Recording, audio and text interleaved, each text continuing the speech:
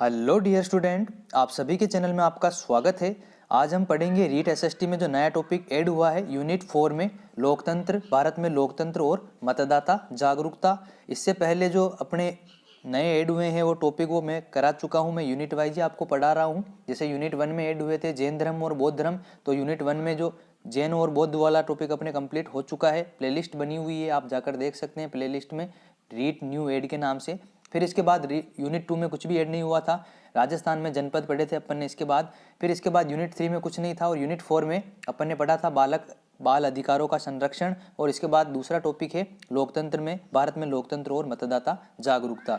जो भारत में लोकतंत्र अर्थात निर्वाचन वाला टॉपिक है वो मैं पहले फर्स्ट ग्रेड में पढ़ा चुका हूँ, तो आपको इस प्लेलिस्ट में मिल जाएगा रीट न्यू एड में, वहाँ पर आप पढ़ सकते हैं।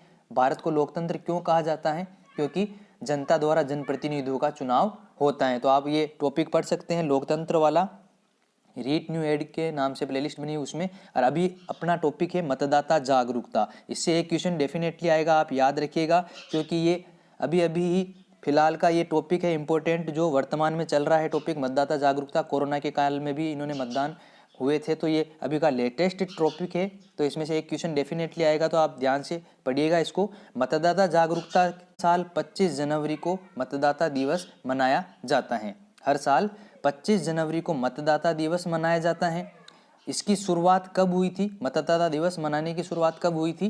25 जनवरी 2011 को मतदाता दिवस मनाए जाने की शुरुआत हुई थी। आप याद रखना, 25 जनवरी 2011 को मतदाता दिवस मनाए जाने की शुरुआत हुई थी।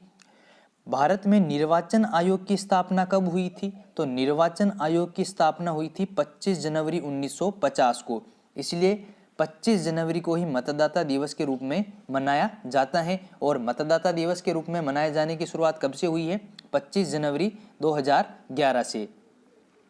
इसके बाद वस्तुतः राष्ट्रीय मतदाता दिवस की घोषणा मतदाताओं की संख्या को बढ़ाने के उद्देश्य से की गई थी। आपसे पूछ लिया जाए कि मतदाता दिवस की घोषणा क्यों की गई, तो मतदाताओं की जो संख्या है उसको बढ़ाने के उद्देश्य से मतदाता दिवस मनाने की घोषणा की गई थी। और मतदाता कौन होता है? जिस व्यक्ति ने हाल ही में 18 वर्ष की आयु सीमा पूरी की हो।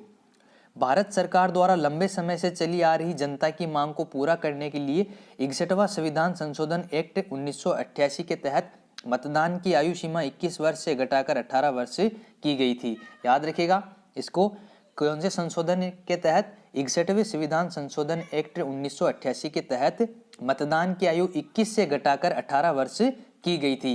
याद रखिएगा, इस संशोधन का परिणाम क्या हुआ कि वर्ष 1989 में जो 10वें आम चुनाव संपन्न हुए थे उसमें 18 से 21 वर्ष की आयु वर्ग के तकरीबन 35.7 मिलियन अर्थात 3.5 करोड़ मतदाताओं ने पहली बार मतदान में हिस्सा लिया था।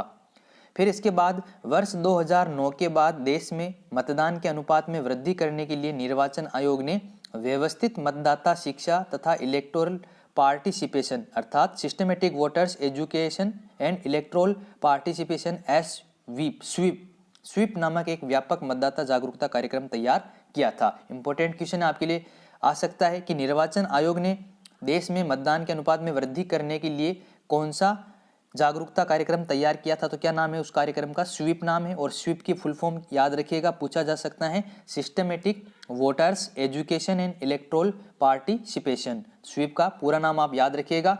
फिर ये स्वीप कार्यक्रम जो था, इसके तहत निर्वाचन आयोग द्वारा 2 नारे तैयार कराए गए। 2 नारे स्वीप कार्यक्रम के तहत तैयार कराए गए, जिसमें पहला नारा क्या था?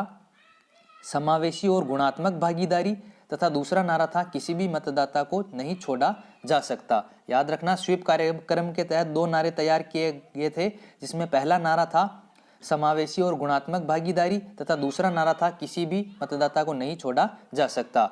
अभी जो वर्तमान में 2021 25 जनवरी निकली है, तो भारत निर्वाचन आयोग द्वारा 25 जनवरी 2021 को 11वां राष्ट्रीय मतदाता दिवस मनाने जा रहा है। 11वां राष्ट्रीय मतदाता दिवस मनाया है अपन ने 25 जनवरी 2021 को। और इसकी शुरुआत कब से हुई थी मनाने की, मतदाता दिवस मनाने की?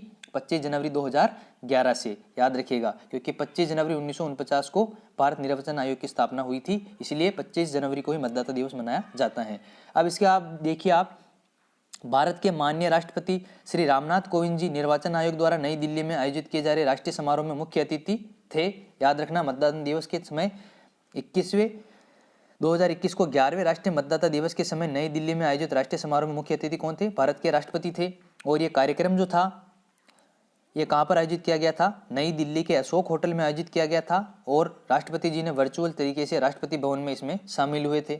और केंद्रीय कानून और न्याय, संचार और इलेक्ट्रॉनिक्स और सूचना प्रौद्योगिकी मंत्री रविशंकर प्रसाद जी जो थे वो समारोह में विशिष्ट अतिथि के तौर पर शामिल हुए थे। मुख्य अतिथि कौन थे?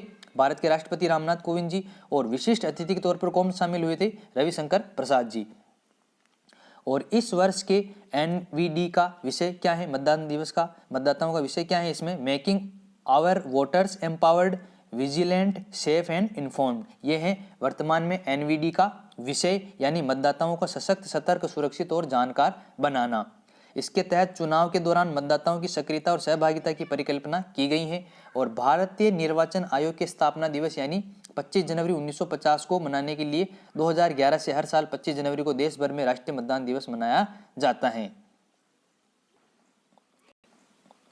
एनवीडी को आप याद रखना, एनवीडी क्या है? नेशनल वोटर डे, राष्ट्रीय मतदाता दिवस। एनवीडी की फुल फॉर्म याद रखना, नेशनल वोटर्स डे अर्थात राष्ट्रीय मतदाता दिवस। फिर इसके बाद एनवीडी उत्सव जो है ये इसका उद्देश्य क्या है? मतदाताओं को प्रोत्साहित करना, उन्हें सुविधा प्रदान करना और विशेषकर नए मतदाताओं के लिए अधिकतम नामांकन करना है।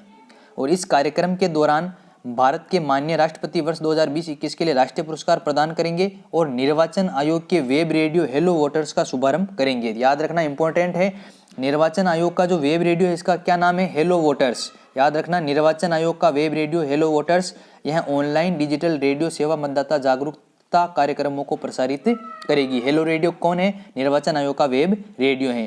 फिर इसके बाद आप SVEP एंडेवर्स अर्थात awareness initiative during Lok Sabha election 2019, ये एक पुस्तक का नाम है, याद रखना इसका। ये पुस्तक जो थी 2019 में आयोजित 17वें लोकसभा चुनाव के दौरान मतदाता जागरूकता, हस्तक्षेप, नवाचार और पहल के बारे में विस्तृत जानकारी प्रदान करती हैं। और इस पुस्तक में मतदान को देश का महात्योहार कहा गया है, जो कि लोकतंत्र का सबसे बड़ा त्योहार है। याद रखिएगा, लोकतंत्र का सबसे बड़ा त्योहार क्या है? मतदान। और मतदान को देश का महात्योहार किसमें कहा गया है? इस पुस्तक में कहा गया है। SVEP एंडेवर्स अर्थात awareness initiative during Lok Sabha election 2019, ये पुस्तक में आप याद रखिएगा। इस पुस्तक का कब प्रकाशित हुई थी? 2019 में आयोजित 17वें लोकसभा चुनाव के दौरान मतदाता जागरूकता, हस्तक्षेप, नवाचार और पहल के बारे में विस्तृत जानकारी देती हैं। अब आता है अपना स्वीप कार्यक्रम। स्वीप कार्यक्रम सामाजिक, आर्थिक, सांस्कृतिक रूपरेखा तथा जनसंख्या के आधार पर और गत चुनावों में मतदाताओं की भागीदारी के अध्ययन के आधार पर तैयार किया जाता है। स्वीप जो है ये 3 आयाम की कार्यनीति पर कार्य करता है। 3 आयामी है ये, 3 आयामी, त्रिआयामी, जिसमें क्या क्या शामिल है? 3 आयाम में सूचना, प्रेरणा और सुविधा। सूचना के अंतर्गत आएगा कि पंजीकरण और मतदान प्रक्रिया के संबंध में क्यों, कब, कहां और कैसे के बारे में सूचना देना।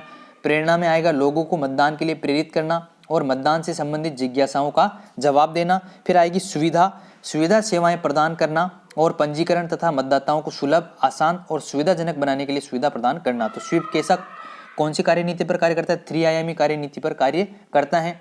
3 आयाम क्या क्या है इसमें? सूचना, प्रेरणा और सुविधा।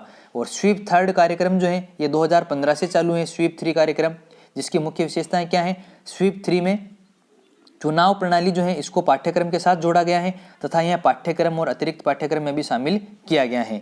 यह कार्यक्रम जो है महिलाओं, युवाओं, शहरी मतदाताओं तथा मुख्य धारा से अलग किए गए अतिरिक्त सेवारत कर्मचारी जो कि डाक मतपत्रों के माध्यम से मतदान करते हैं, अनिवासी भारतीयों, निःशक्त व्यक्तियों और भावी मतदाताओं पर केंद्रित है। ये स्वीप थर्ड कार्यक्रम। स्वीप थर्ड कार्यक्रम जो है शिक्षा और संचार साधनों की अवधारणाओं पर बल देता है। सोशल मीडिया, ऑनलाइन प्रतियोगिताओं, मतदाता महोत्सव के माध्यम से नागरिकों के साथ व्यापक वार्तालाप स्वीप 3 का महत्वपूर्ण भाग है। साझेदारियों को बढ़ाना, साझेदारों के साथ अधिक से अधिक तालमेल स्थापित करना, माइक्रो सर्वेक्षण इस कार्यक्रम के अन्य महत्वपूर्ण पहलू हैं। और स्वीप 3 को फ्लैगशिप योजना का दर्जा दिया गया है। याद रखिएगा, आपसे पूछा जा सकता है कि स्वीप 3 फ्लैगशिप योजना का दर्जा किसे दिया गया है स्वीप कार्यक्रम योजना के तहत? तो स्वीप थर्ड को फ्लैगशिप योजना का दर्जा दिया गया है। भारत में स्वीप कार्यक्रम की शुरुआत कौन से राज्य से हुई थी? याद रखिएगा, स्वीप कार्यक्रम की शुरुआत हुई थी झारखंड से। याद रखना, स्वीप कार्यक्रम की शुरुआत कहाँ से हुई थी? झारखंड से हुई थी। और निर्वाचन आयोग ने स्वीप 3 को फ्लैगशिप योजना का दर्जा दिया है। मतदाताओं की जागरूकता के लिए चुनाव आयोग द्वारा कौन सा कार्यक्रम प्रारंभ किया गया था? स्वीप कार्यक्रम। और राजस्थान में स्वीप कार्यक्रम दिसंबर 2013 के विधानसभा चुनाव में प्रारंभ किया गया था। राजस्थान में जो स्वीप कार्यक्रम प्रारंभ किया गया था वो दिसंबर 2013 के विधानसभा चुनाव में प्रारंभ किया गया था। निष्पक्ष और नीतिपरक मतदान को क्या कहते हैं? इथिकल वोटिंग कहते हैं। जो निष्पक्ष और नीतिपरक मतदान होता है उसे सूचित मतदान अर्थात इथिकल वोटिंग कहते हैं। और जागरूकता के साथ मतदान पर बल दिया जाता है उसे कहते हैं सूचित मतदान अर्थात इन्फॉर्म्ड वोटिंग। ध्यान रखना दोनों को, इथिकल वोटिंग अर्थात सूचित मतदान किसे कहते हैं? निष्पक्ष और नीतिपरक मतदान को। और जागरूकता के साथ मतदान पर बल दिया जाता है जिसे कौन सा मतदान कहते हैं? सूचित मतदान अर्थात इन्फॉर्म्ड वोटिंग। स्वीप का पूरा नाम आपको बता ही दिया था, सुव्यवस्थित मतदाता शिक्षा और निर्वाचक सहभागिता। स्वीप 1 कब आया था? 2009 से 13 में। और इसमें मतदाताओं के रूप में नागरिकों के पंजीकरण के मतदान में उनकी भागीदारी के लिए स्वीप 1 कार्यक्रम चलाया गया था। और इस दौरान मतदाता सूचियों के अद्यतन पर जोर दिया गया था। स्वीप 2 के अंतर्गत स्वीप 2 में एक लक्ष्य आधारित योजनाबद्ध कार्यनीति शामिल की गई थी। और स्वीप 3 कब से चल रहा है? 2015 से चल रहा है। फिर इसके बाद इसमें आता है voter verifiable paper audit trial. इसका आप याद रखना, वीवीपैट की फुल फॉर्म है ये, जो अपन वोटिंग मशीन होती है वीवीपैट जिसमें अपन वोट डालते हैं, इसका वीवीपैट की फुल फॉर्म क्या है? Voter verifiable paper audit trial. और फिर इसके बाद वीपीआर की फुल फॉर्म क्या है? Verified paper record. फिर इसके बाद आपसे पूछ लिया जाए कि वीवीपैट मशीन का सबसे पहले उपयोग कौन से राज्य में किया गया था? याद रखना, वीवीपैट मशीन का सबसे पहले उपयोग कौन से राज्य में किया गया था भारत में? तो नागालैंड में 51 नौसेन में किया गया था। राज्य है नागालैंड। फिर इसके बाद आपसे पूछ लिया जाए इलेक्ट्रॉनिक वोटिंग मशीन किसकी फुल फॉर्म है? ईवीएम की। ईवीएम की फुल फॉर्म क्या है? Electronic voting machine. ये एक इलेक्ट्रॉनिक डिवाइस होती है वोट्स को गिनने के लिए, रिकॉर्ड करने के लिए।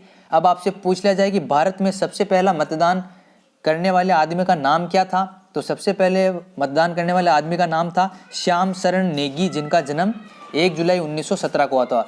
सबसे पहला मतदाता कौन है भारत का? श्याम शरण नेगी, जिनका जन्म 1 जुलाई 1917 को कल्पना हिमाचल प्रदेश में हुआ था, जो कि एक रिटायर्ड स्कूल टीचर थे। इन्होंने अपना फर्स्ट वोट दिया था 1951 में जनरल इलेक्शन इंडिया में। फिर इसके बाद आपसे पूछ लिया जाए कि भारत निर्वाचन आयोग के वर्तमान में अध्यक्ष कौन है? चुनाव आयोग के अध्यक्ष कौन है? तो सुनील अरोड़ा है। 2 दिसंबर 2018 से सुनील अरोड़ा चुनाव आयोग के अध्यक्ष हैं, जो 2018 से हैं। और इनको नॉमिनेट कौन करता है? Government of India. और इनको अपॉइंट कौन करता है? President of India. और इनकी सैलरी कितनी होती है? 2,50,000 रुपये। यह आपका मतदाता जागरूकता का टॉपिक कंप्लीट हो चुका है। इसको ध्यान से पढ़िएगा। जो आपको मैंने फुल फॉर्म बताई, स्वीप कार्यक्रम बताए, इनको आप ध्यान से पढ़िएगा। मिलते हैं अगले वीडियो में नए टॉपिक के साथ। वीडियो पसंद आया तो लाइक जरूर कीजिएगा। जय हिंद, जय भारत।